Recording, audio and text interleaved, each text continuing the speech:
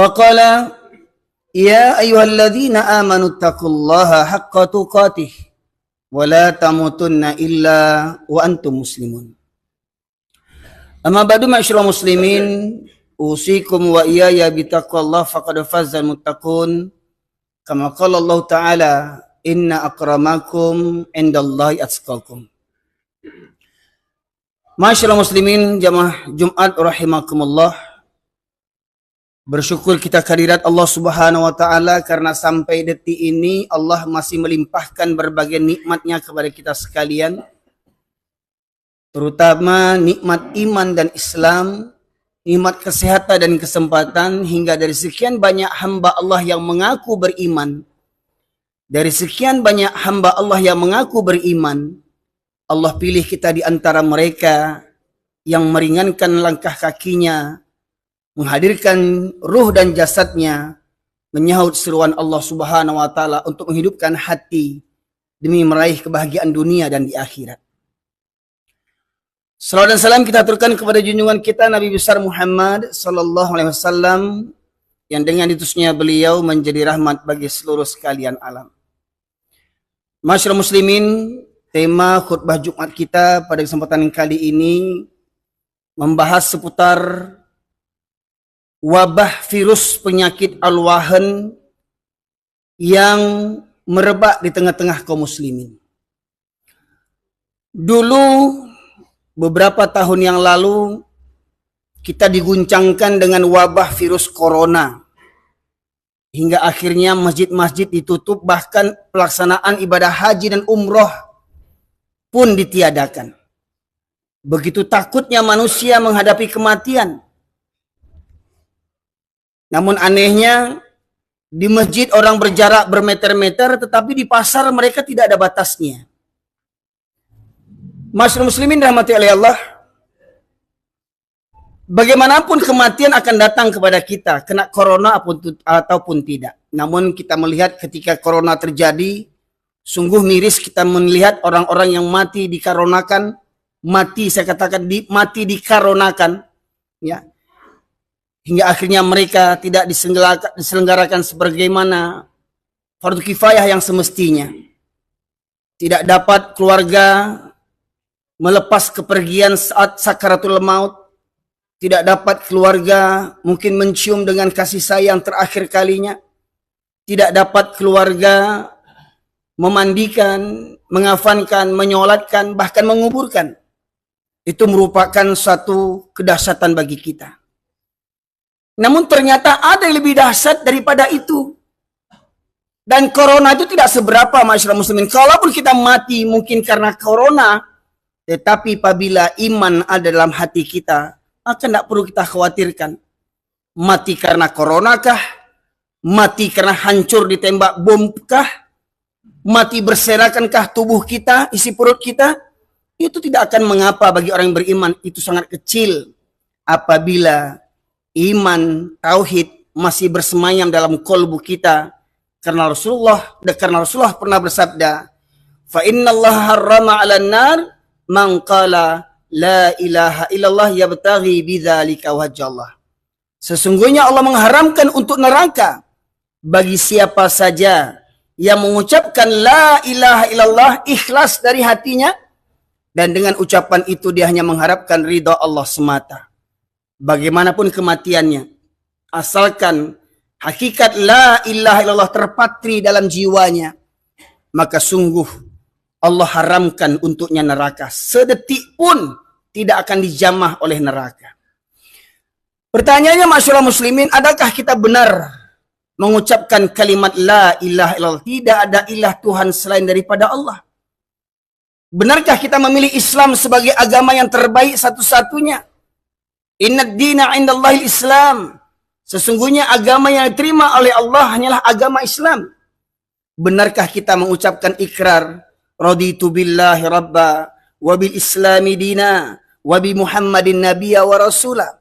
Aku redha Allah sebagai Rabbku, Islam sebagai agamaku, Muhammad sebagai nabi dan Rasulullah.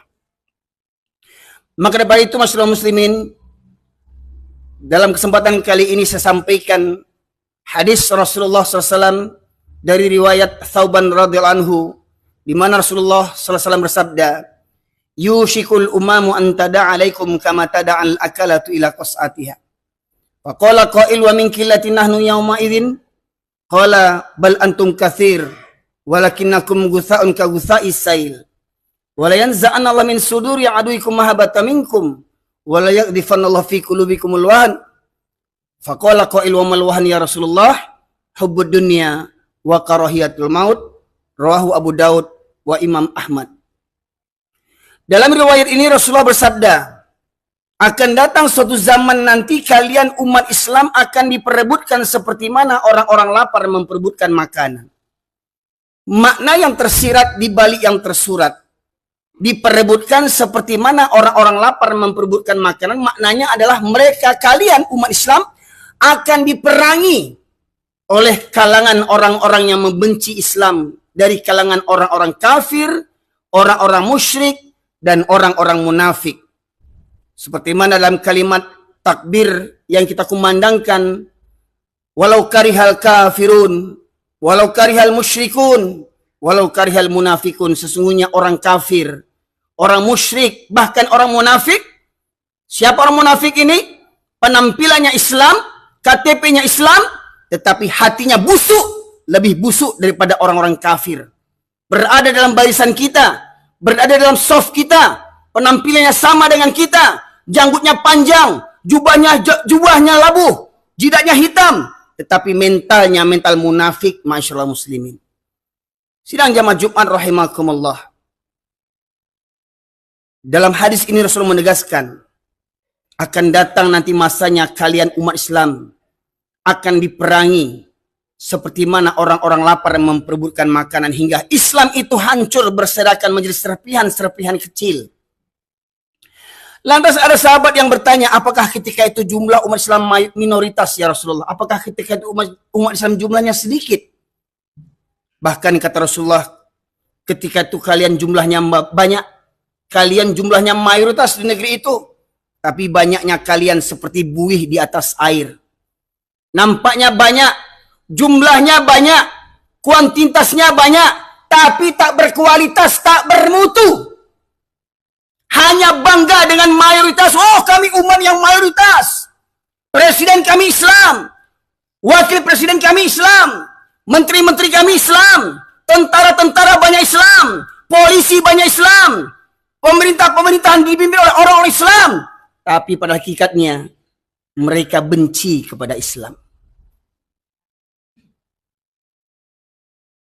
Itulah orang-orang munafik, masyaallah muslimin. Negeri yang mayoritas muslim terbesar di dunia tapi bermental munafik. Jumlahnya banyak, tapi tak berkutik, diotak-atik oleh orang-orang kafir dan orang-orang munafik. Jumlahnya banyak, tapi tak berkutik, diotak-atik oleh orang-orang kafir dan orang-orang munafik. Kemudian Rasulullah menegaskan, jumlah kalian banyak ketika itu, tapi banyaknya akan seperti buih di atas air. Lantas Rasulullah melanjutkan, dan Allah cabut rasa takut musuh-musuh terhadap kalian. Kalimatnya, Allah cabut rasa takut musuh-musuh terhadap kalian. Karena pada hakikatnya, orang-orang kafir, orang-orang musyrik dan munafik, pada hakikatnya mereka lebih takut kepada manusia dibandingkan kepada Allah Subhanahu wa Ta'ala. Coba lihat betapa banyak bawahan takut dengan atasan, diperintah untuk berbuat zalim. Bawahan yang goblok ini mengerjakannya karena apa? Takut dipecat, takut tidak naik pangkat, takut dimutasi, takut anak bini tidak makan, takut hilang fasilitas negara yang selama ini dipakainya, rumah dinas gratis, mobil gratis, segalanya gratis. Demi itu mereka mau taat kepada atasannya, tetapi mereka tak takut kepada Allah Subhanahu wa Ta'ala. Betapa banyak mental orang Islam seperti begitu hari ini, masyaallah muslimin. Tak tanggung, penampilan gagah, perkasa, pangkat tinggi. Apa? Karena takut dipecat sama atasan, takut tidak makan, takut miskin, takut mati kelaparan. Tapi tidak takut kepada Allah Subhanahu wa Ta'ala. Jadi Dalam penggalan hadis tadi, Allah cabut rasa takut musuh-musuh terhadap kalian. Jadi maknanya orang kafir yang segelintir itu, orang kafir yang sedikit itu, tidak merasa takut berada di tengah negeri yang penduduknya mayoritas Islam. Karena apa? Karena mayoritas umat Islam di negeri itu adalah orang-orang yang cinta dunia dan takut mati. Demi pangkat dan jabatan, rela memberikan suap kepada rakyat. Demi apa? Tolong coblos saya nanti. Ketika pileg, ketika pilpres, ini dananya sekian. Modal pemilu sekian. Miliar-miliaran, triliun-triliunan untuk modal pemilu. Demi apa? Menyogok, menyumbat mulut-mulut rakyat. Dan kalaupun mereka terpilih jadi presiden, terpilih jadi menteri, terpilih jadi gubernur, nggak usah kaget masyarakat muslimin yang dirahmati Allah. Allah menegaskan, falamma nasu ma dzukiru bi fatahna alaihim abwaaba kulli syai' hatta idza farihu bima utu akhadnahum baghtatan wa hum mublisun. Surat Al-An'am ayat 44. Dan ketika seseorang itu mendurhakai ayat-ayat Allah, ketika mereka mendustakan ayat-ayat Allah, nggak takut, nggak tahu mana yang halal, mana yang haram jadi halal, yang halal jadi haram, takut kepada manusia dibandingkan takut kepada Allah. Orang yang begini kata Allah, maka akan kami bukakan pintu-pintu kesenangan. Jadi nggak usah heran. Kalau ada orang zolim jadi pejabat, orang zolim jadi presiden, orang zolim jadi gubernur, jadi wali kota, jadi tentara, jadi polisi, koruptor, agen narkoba, membunuh nyawa orang tanpa merasa berdosa, nggak perlu takut, masyarakat muslimin. Kau naik pangkat, kau terpilih jadi presiden, jadi gubernur, jadi DPR. Karena apa? Karena kezolimanmu. Allah berikan semua kesenangan-kesenangan. Hingga ketika kau merasa bangga dengan kezolimanmu, hingga kau merasa bangga dengan kekuasaanmu seperti kekuasaan Fir'aun, kau buat undang-undang untuk melegalkan kezolimanmu. Maka Allah katakan, Allah bukakan semua pintu-pintu kesenangan. Kau terpilih jadi presiden kesekian kalinya. Kau terpilih jadi anggota dewan. Kau naik pangkat, dapat penghargaan. Tetapi kau fitnah orang-orang Islam. Kau fitnah orang-orang Islam. Kau fitnah para ulama, kau penjarakan para ulama yang jujur. Hingga tinggal ulama-ulama penjilat. Maka ketahuilah, Allah bukakan pintu-pintu kesenangan. Ketika kau berbangga dengan kezolimanmu itu. Ketika kau berbangga dengan jabatan yang kau dapatkan dengan cara yang zolim. Maka kata Allah, maka akan kucabut nikmat itu secara tiba-tiba. Hingga engkau terdiam berputus asa. Pertanyaannya, masihkah orang Islam di negeri yang mayoritas ini beriman kepada Allah Subhanahu wa Ta'ala? Masihkah mereka beriman ada hari perhitungan? Masihkah mereka beriman ada hari pengadilan yang maha adil? Tidak seperti pengadilan di dunia ini, hukum bisa dibeli. Penegak hukum mereka yang melanggar hukum. Masyaallah muslimin, seakan-akan mereka merasa dunia inilah selama-lamanya hidup di dunia. Dan seakan-akan mereka tidak percaya ada hari pengadilan. Ada raja di atas raja, ada penguasa di atas segala penguasa. Allah Subhanahu wa Ta'ala yang maha adil. Cepat atau lambat orang-orang zalim ini akan dimusnahkan oleh Allah Subhanahu wa Ta'ala. Tidak di dunia, pasti di akhirat. Kemudian masyarakat muslimin yang dirahmati Allah, berkaitan tentang penggalan hadis tadi yang berbunyi Allah cabut rasa takut musuh-musuh terhadap kalian. Terungkap kemakar daripada orang-orang kafir disampaikan oleh Dr. Jazri, seorang ketua DKM Masjid Jogokarian, yang juga dipetik daripada buku Misteri Sholat Subuh yang ditulis oleh Dr. Roghib Asirjani, seorang ulama dan cendekiawan muslim di Mesir. Terungkap perkataan seorang tokoh Yahudi bernama Goldamir. Apa kata mereka? Apa katanya? Kita orang kafir Yahudi tidak perlu takut kepada umat Islam. Selagi umat Islam masjidnya di waktu subuh, tidak seramai seperti waktu sholat Jumat.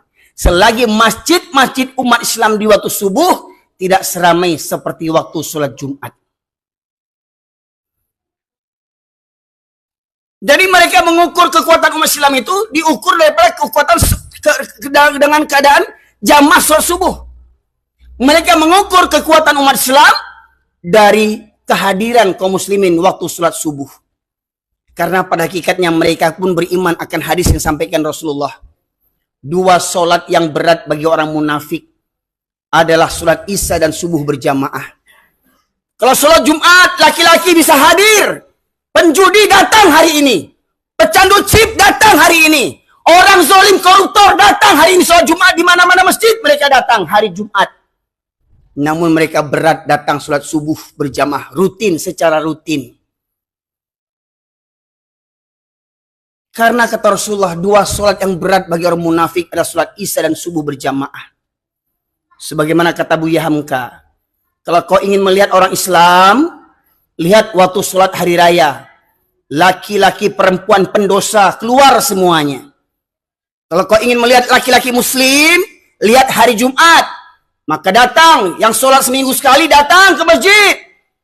Ya, yang masih ngobrol di luar, merokok, main handphone, duduk di parkiran, otak tak punya. Islam 7 keturunan tak mengerti juga lagi, masuk kau ke masjid. Karena ketika khotib sudah naik mimbar, malaikat yang menjaga pintu masjid mencatat para yang hadir. Malaikat menutup bukunya dan duduk mendengarkan khutbah. Ini masih banyak di masjid-masjid kita saksikan laki-laki sambil merokok, duduk di parkiran, main handphone. Orang khutbah sudah dijalankan. Pertanyaannya, lai bau tak orang tu lai? Lah baru lama masuk Islam. Batosat karihna kaji. Lunak kaji itu untuk orang yang baru masuk Islam. Ya, belunak-lunak kaji. Ini udah Islam 7 keturunan tak mengerti juga lagi. Di mana otakmu? Maka kata Allah, afala ta'kilun? Afala tafakkarun? Apakah kamu tidak menggunakan akalmu? Apakah kamu tidak berfikir? Suka berlambat-lambat datang ke masjid hari Jumat.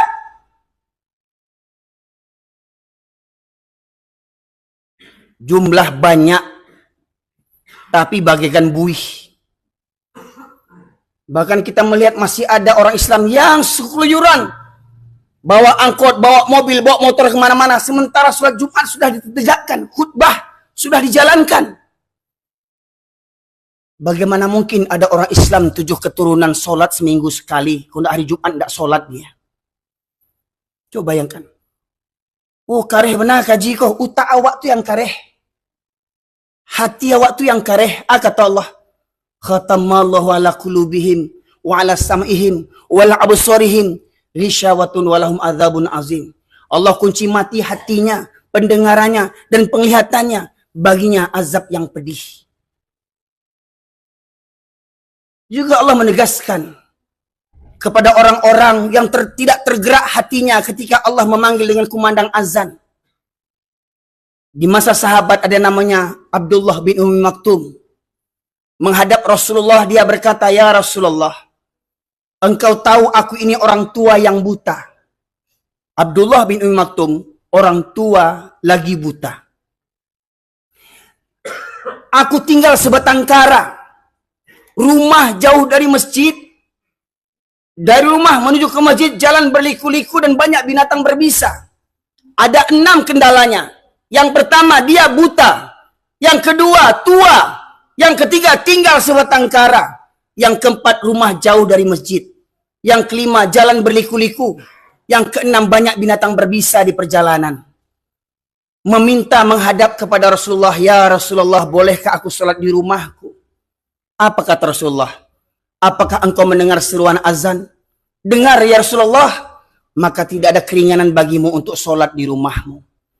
Orang tua buta tak dapat keringanan sholat di rumah. Pertanyaannya, orang yang masih muda, mata sehat, rumah dekat, kendaraan banyak, anak banyak, menantu banyak, cucu banyak, kemenakan banyak. Rumah bertetangga dengan masjid, berkumandang azan, tak berangkat ke masjid. Apamu yang buta? Apamu yang buta? Subuh tadi. Kemana para laki-laki kaum muslimin? Subuh tadi. Berapa banyak yang hadir ke masjid? Ma'asyiral muslimin. Subuh tadi. Berapa banyak yang hadir ke masjid? Maka ma'asyiral muslimin yang dirahmati oleh Allah. Kebodohan ini. Kebodohan kaum mayoritas yang berbangga dengan jumlahnya banyak tapi mentalnya mental kerupuk. Jumlah mayoritas tapi mental minoritas. Jumlah mayoritas tetapi diatur oleh orang kafir yang minoritas. Diatur oleh orang kafir yang punya modal untuk kekuasaan. Demi pangkat dan jabatan, demi anak dan istri. Takut mati kelaparan, akhirnya apa? Menggadaikan iman dan akidah. Maka Rasulullah menegaskan, kalau seandainya mereka mengetahui keutamaan 2 sholat tadi, Isya dan subuh berjamaah, niscaya mereka akan mendatanginya walaupun dengan merangkak. Betapa banyak orang bisa berangkat pagi-pagi subuh-subuh untuk ke kantor. Berapa banyak orang bisa pagi-pagi datang ke bandara, takut terlambat naik pesawat. Berapa banyak anak buah datang dipanggil oleh majikannya, oleh atasannya. Siap walaupun jam berapapun, siap dipanggil oleh atasannya. Tetapi ketika Allah memanggil, mereka basi pakak, basi turiak, basi mada. Maka renungkan firman Allah dalam khutbah Jumat ini. Surat Al-A'raf ayat 179 yang sengaja di mana-mana saya sampaikan. Menggambarkan tentang kehinaan orang-orang Islam yang mengabaikan Al-Quran. Surat Al-A'raf ayat 179 Allah berfirman, A'udzu billahi minasyaitonir rajim. Wa laqad dzara'na li jahannama katsiran minal jinni wal ins.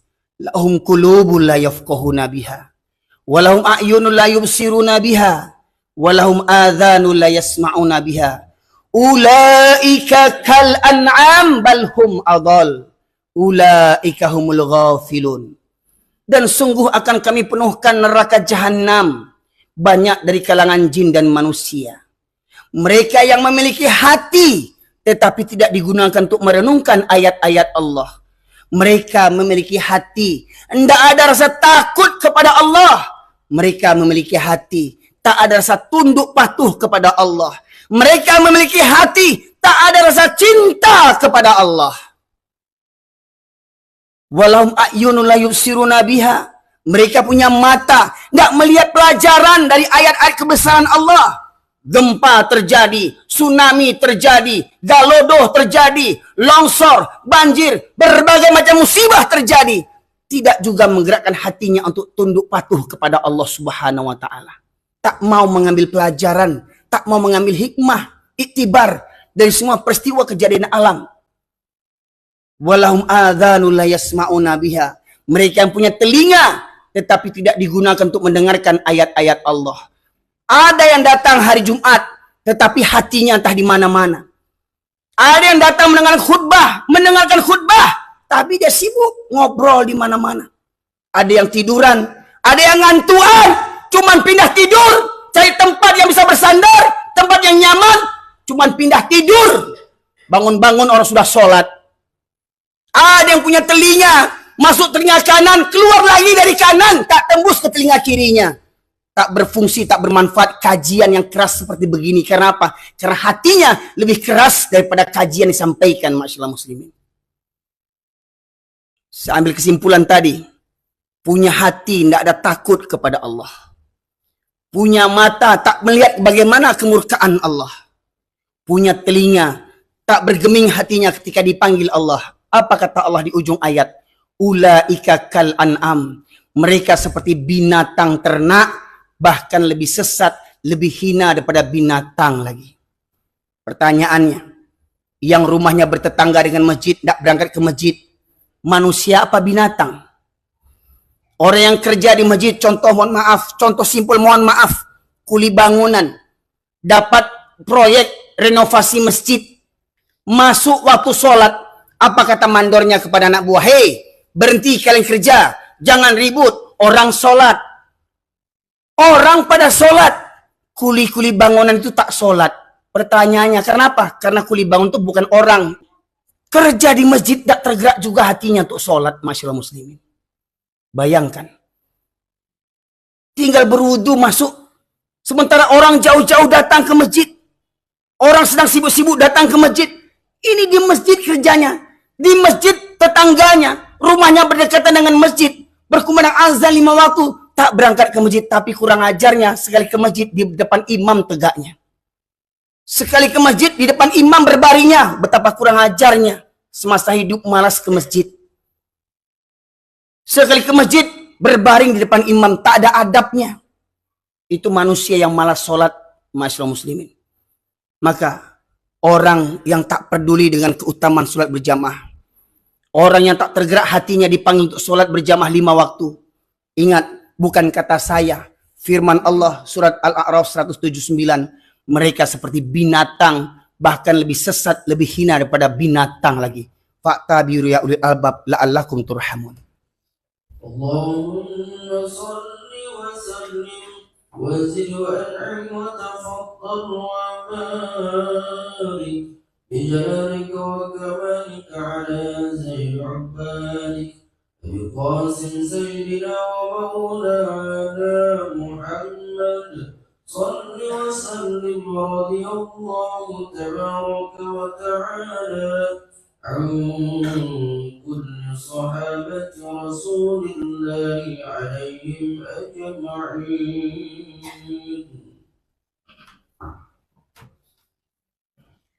الحمد لله نحمده ونستعينه ونستغفره ونعوذ بالله من شرور أنفسنا ومن سيئات أعمالنا. من يهده الله فلا مضل له وما يضلله فلا هادي له. أشهد أن لا إله إلا الله وحده لا شريك له وأشهد أن محمدا عبده ورسوله الذي لا نبي بعده. اللهم صل وسلم على نبينا محمد وعلى آله وصحبه أجمعين. Masyaallah muslimin sidang jemaah Jumat rahimakumullah. Dalam khutbah Jumat yang kedua ini saya sampaikan perkara-perkara yang menjadi Tuhan bagi manusia. Ada orang yang bisa mengucapkan la ilaha illallah berpuluh kali, beratus kali, beribu kali, bahkan berjuta kali. Tetapi di luar kalimat itu mereka masih bertuhankan kepada selain Allah. Di antaranya Allah sebutkan dalam surat At-Taubah. Surat yang ke-9 ayat 24 Allah berfirman. A'udzubillahi minasyaitonirrajim. Qul in kana aba'ukum wa abna'ukum wa ikhwanukum wa azwajukum wa ashiratukum wa amwalun iktaraftumuha wa tijaratan takhshawna kasadaha wa masakina tardawnaha ahabba ilaikum minallah wa rasulih wa jihadin fi sabilih fatarabbasu hatta ya'ti Allah bi amrih innallaha la yahdil qaumal fasikin. Katakanlah, jika bapak-bapakmu atau orang tuamu, anak-anakmu, saudara-saudara kakak beradikmu, istri-istrimu atau para suami, sanak familimu, harta kekayaan yang kamu cari, yang kamu kumpulkan, yang kamu bangga-banggakan, pekerjaan, sawah ladang, kedaimu, tokomu, pangkat dan jabatanmu, dan rumah tempat tinggalmu yang kamu cintai. 8 perkara ingat. Orang tua, anak, saudara, istri, sanak famili, harta, pekerjaan, rumah tempat tinggal yang kamu cintai. Ahabba ilaikum minallah wa rasulih wa jihadin fi sabilih. Apabila lebih engkau cintai daripada Allah dan Rasul dan berjihad di jalannya, maka 8 perkara tadi telah menjadi Tuhan selain daripada Allah Subhanahu wa taala. Pertanyaannya, apa yang menghalangi seorang laki-laki yang mengaku beriman, Islam 7 keturunan, KTP-nya Islam, tapi malas sholat berjamaah? Apa alasannya? Tak ada alasan kecuali 8 perkara tadi ini. Bahkan ada yang rajin sholat, tapi lebih senang sholat di rumah. Maka mereka bertuhankan kepada rumahnya, bangga dengan rumah yang dibangunnya. Tetapi mereka tidak memuliakan rumah-rumah Allah Subhanahu wa taala. 8 perkara boleh dicintai, tetapi jangan melebihi cinta kita kepada Allah dan Rasulnya serta berjihad di jalannya. Innallaha malaikatahu yusholluna 'alan nabi ya ayyuhalladzina amanu shallu wa sallimu taslima. Allahumma fil muslimin wal muslimat wal mu'minina wal mu'minat al ahya'i minhum wal amwat innaka qadiyal hajat. Rabbana zalamna anfusana wa illam taghfir lana wa tarhamna lanakunanna minal khasirin. Rabbana la tuzigh qulubana ba'da idh hadaitana wa hab lana min ladunka rahmah innaka antal wahhab. Allahumma arinal haqqa haqqan warzuqna ittiba'ah wa arinal batila batila warzuqna ijtinabah. Rabbana ighfir lana wa liwalidayna warhamhuma kama rabbayana shaghira. Rabbana hab lana min azwajina wa dhurriyyatina qurrata a'yun waj'alna lil muttaqina imama. Allahumma ansuril muslimin wal mujahidin fi Filistin. Allahumma ansuril muslimin wal mujahidin fi Filistin. Allahumma ansuril muslimin wal mujahidin fi Filistin ya Allah ya arhamar rahimin. Rabbana la tu'akhidhna in nasina aw akhtana. Rabbana wa la tahmil alaina isran kama hamaltahu ala alladhina min qablina. Rabbana wa la tuhammilna ma la taqata lana bih. واعف عنا واغفر لنا وارحمنا أنت مولانا فانصرنا على القوم الكافرين. ربنا آتنا في الدنيا حسنة وفي الآخرة حسنة وقنا عذاب النار. سبحان ربك رب العزة عما يصفون والسلام على المرسلين والحمد لله رب العالمين. أقيموا الصلاة.